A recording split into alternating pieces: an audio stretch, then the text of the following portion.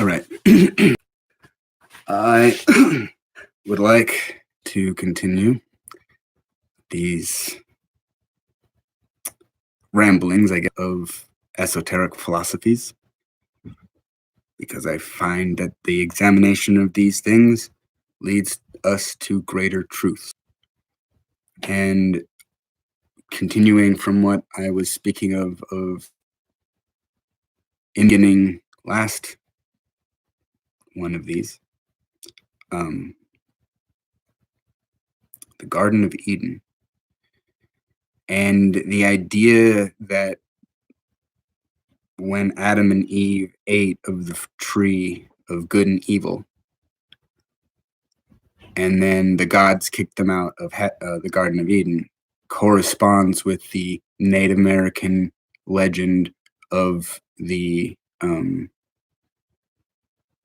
Rainbow Warriors, where mankind was one being, and the gods came down and split us up into 4 tribes and separated us. But the interesting thing about the Garden of Eden myth is that it's told from the perspective of someone watching it happen. And if the Garden of Eden is that place within the heart that we cultivate virtues, where God can say, you can eat any of the trees in the garden, except for the tree of knowledge of good and evil and the tree of life. They weren't for us yet.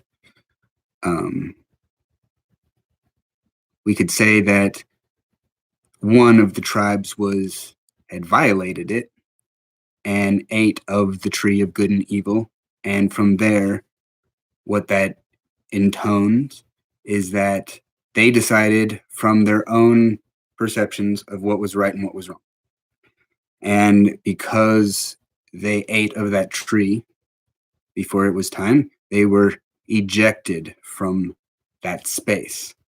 And in the esoteric occult sense, that means that one group of people upon this planet, if the legends are true, are separated from their heart. They've been kicked out. And I've been doing a lot of thinking.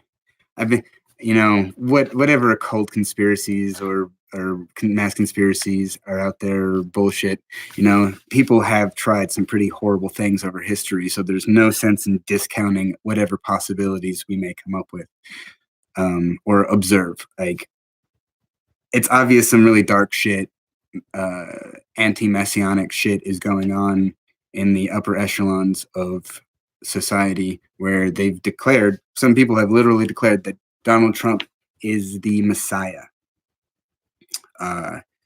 And I believe that it is these people that are pulling these strings are the ones that have been separated from that heart place.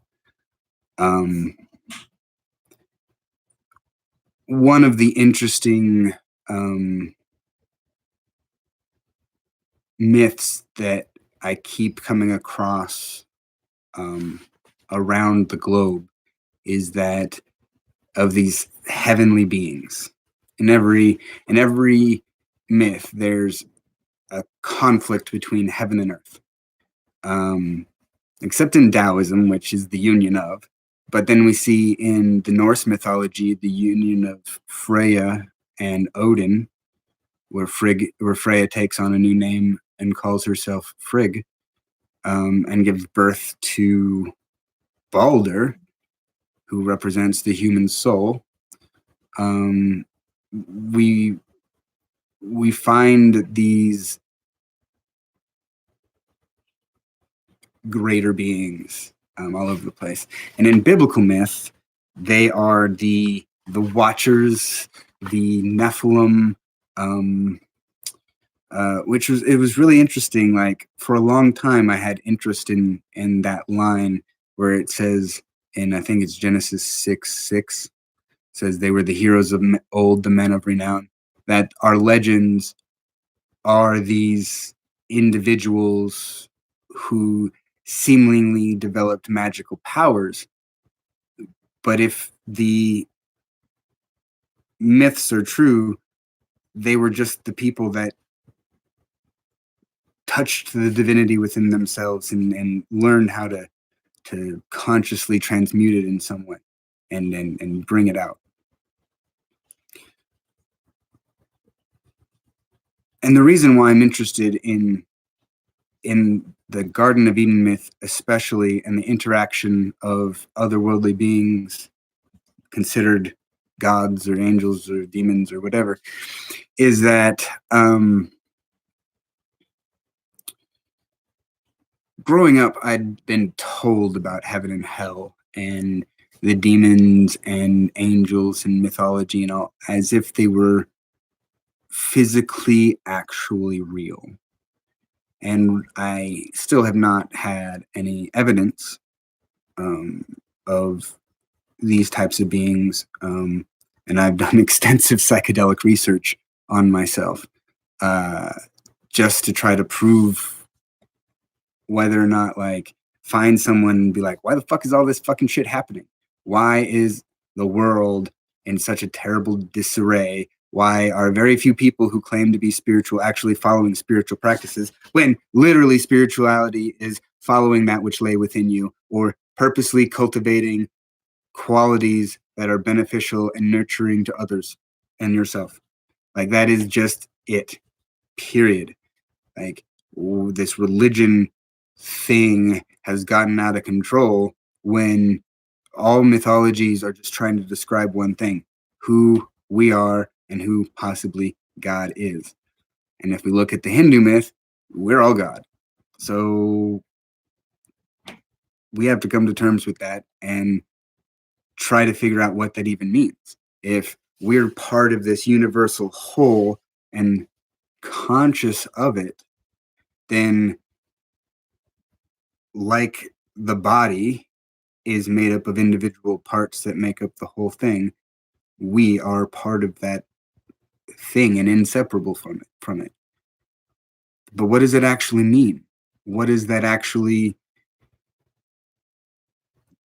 cause mankind to do? Do we hide from this? This is the thing that maybe Plato is describing in his allegory of the cave. The shadows on the wall are actually, and we devise whatever stories we want about it, is really us looking inward and not understanding what it is that we're seeing about ourselves. Because it's not the world. The world is, like, fake. Our society is fake. We use a fake idea to make to exchange real material goods. It's all based off an illusion. Even our wars are fake, are done for fake reasons, and people get away from it. So what exactly is real?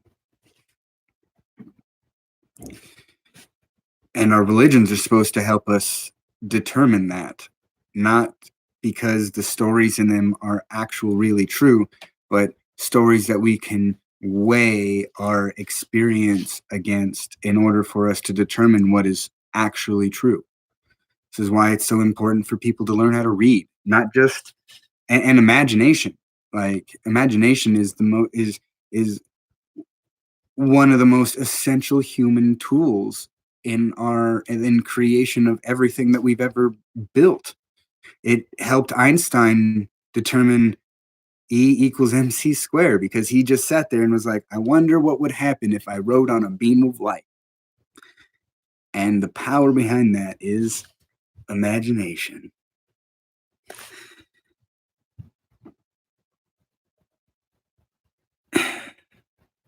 And maybe that's the real force, right? Using our imagination to mold reality into whatever it is that we desire.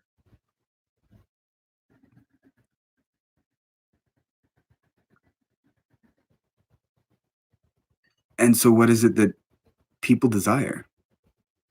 Why should we pursue those things which are temporary and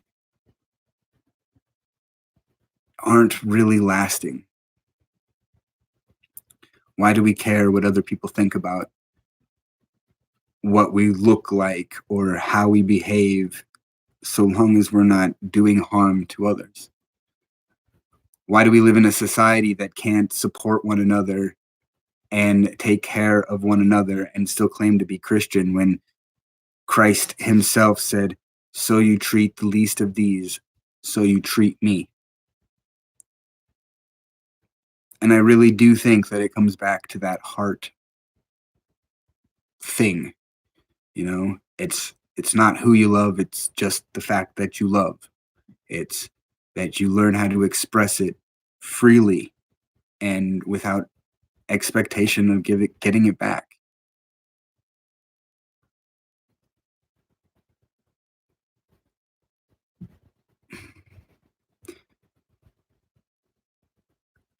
For a long time, I felt like I'd been kicked out of my own heart,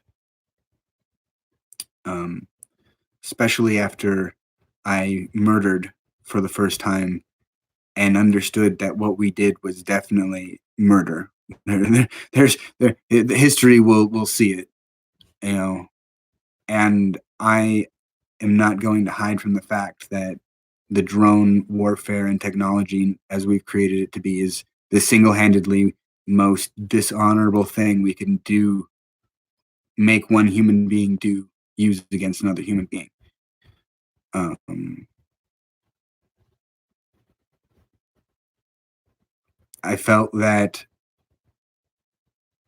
my striving to impress people or to show people that I was a good person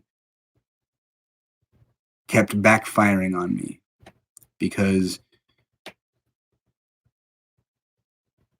a girl who was mistreating me, I kept trying to be kind to because we worked to get together after we dated.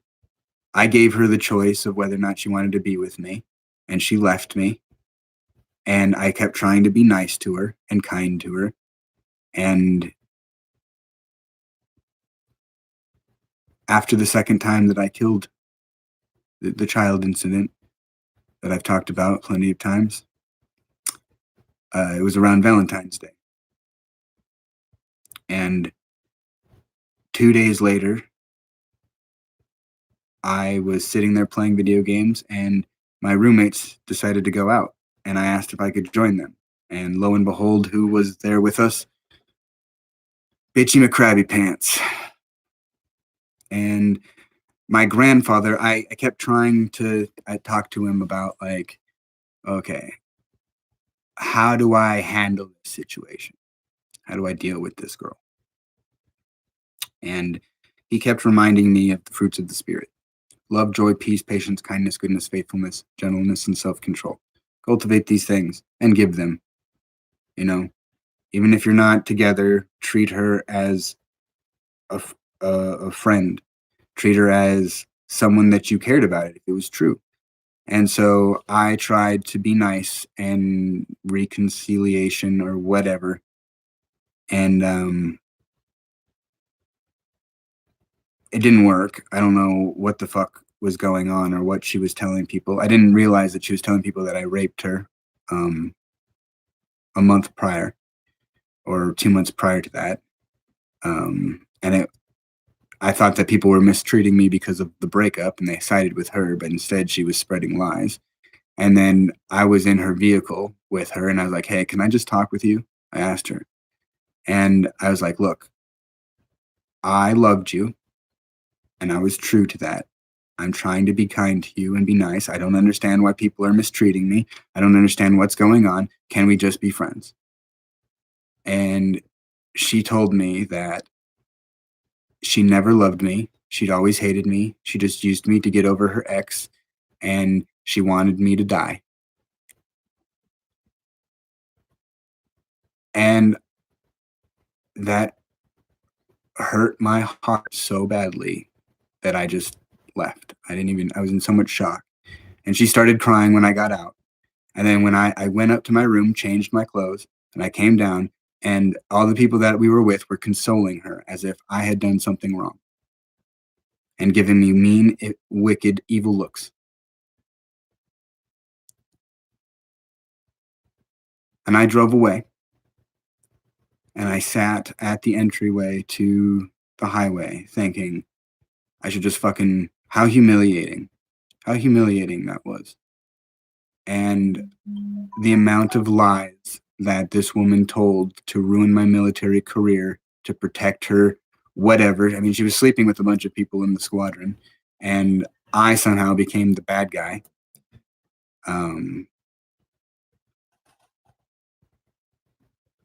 It was disgusting. Like, I put the blame on myself that entire time, like how people were treating me because someone else's lies.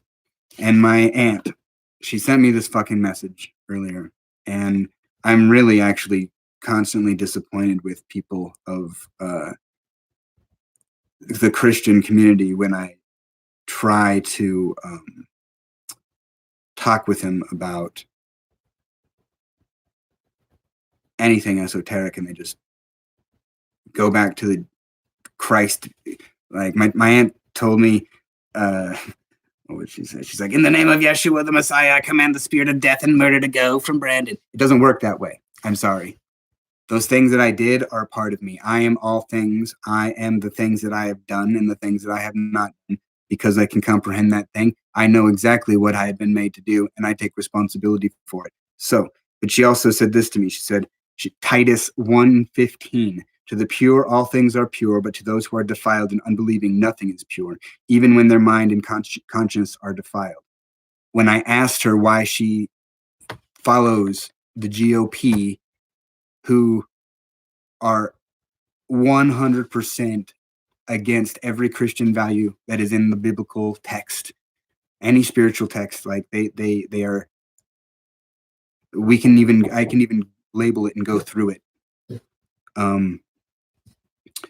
But like, I see their actions and what they are doing as wrong and wicked and evil and demonic and impure, because according to the values that my grandfather, a minister, instilled upon me, the church instilled upon me, reading the Bible has instilled upon me, the military taught me about integrity and honor and justice and those types of things. According to all these things that I have pursued with my heart to understand, the GOP is anti-Christian and Trump is the Antichrist, because he is misleading a bunch of people who say that they're Christian by representing their quintessential person. And he's a misogynist. He touches people. His wife doesn't like him. His kids are disgusting and gross. The people that are around him look like melted fucking wax, you know. And so I see the vileness. I see the vileness also because I myself am a mixture of the passionate and the pure. And I recognize those qualities in myself, and I've studied other qualities that engender themselves in nature and others. And what I see is wickedness and evil. And she sends me this.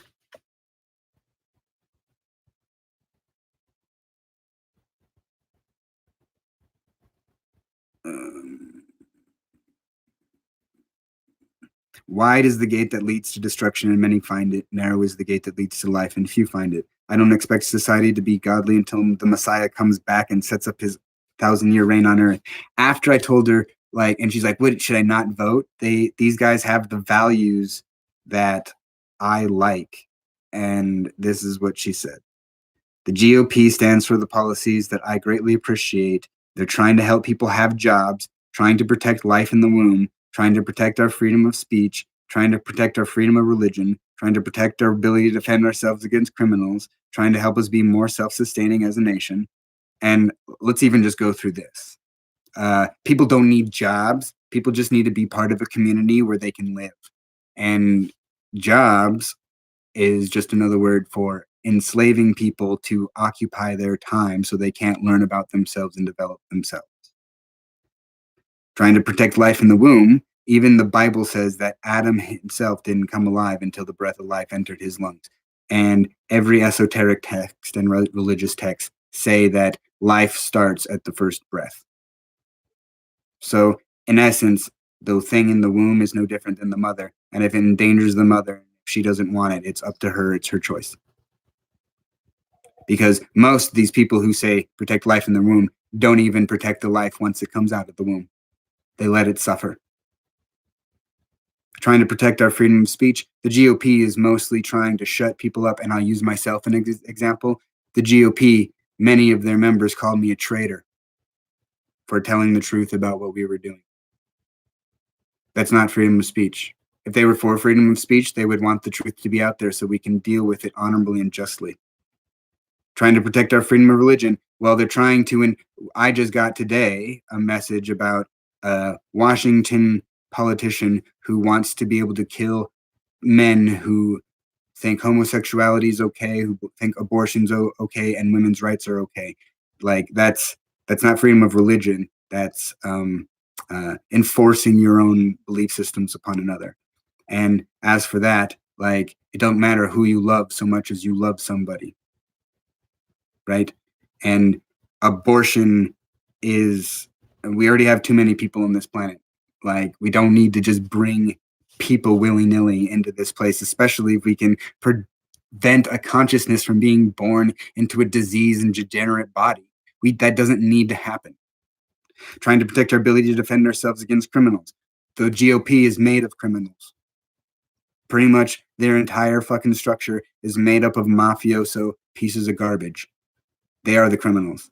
They've stolen Bush's fucking war. They literally stole young men from their hometowns and sent them to kill and die in a foreign country so that they could get money. That is criminal behavior.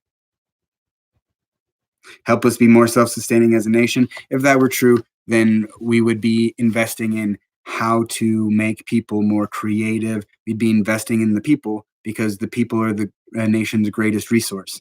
And if a person is, even one person is not self-sustainable in this state, then we have failed to make ourselves a self-sustaining nation. And so to me, the messages that the Bible has led, I mean, this is a woman who for 20 years has read nothing but this thing called the Bible. Has, I mean, I even asked, like, when I asked her, she's like, since when have you studied the Bible as your father's word? Like, I study all scripture as sacred text. Even just regular stories, because it's sacred, because these stories that people tell and write are sacred to themselves. They reveal human nature and qualities that lie within a single person and inspire others. That's how come I can read the Bible and ask these questions, be like, you don't even understand the spirit of this word. How can you understand the spirit of any other word?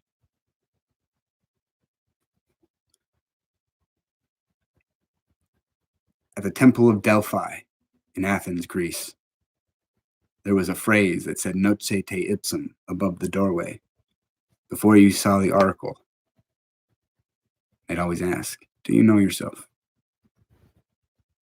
O ye who wish to probe the arcanes of nature, how can you look for any excellencies outside of yourself if you do not know the excellencies that lie within you? For within you, O man, lay the treasure of treasures.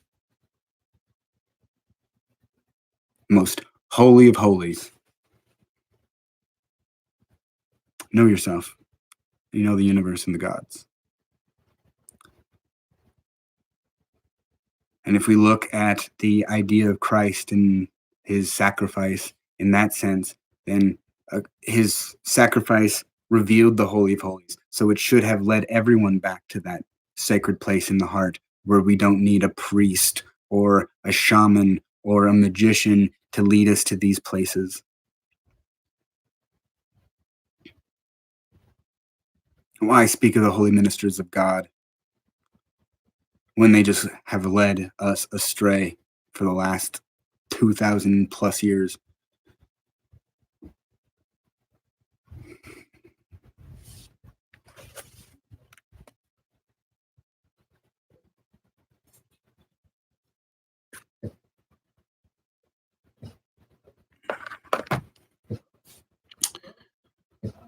Well, I think that's it for today's thoughts.